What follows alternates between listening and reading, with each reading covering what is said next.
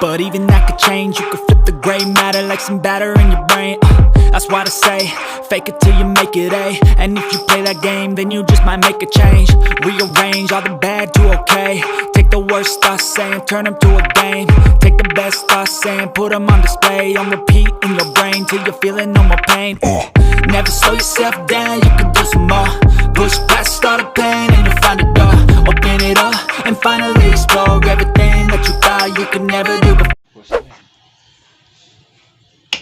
Testing after cleaning. Yan, hindi na napakita ng assemble.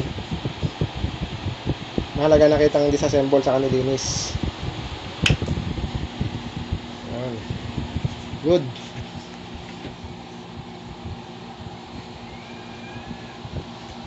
So sa mga bago lang, paki-like and share and subscribe.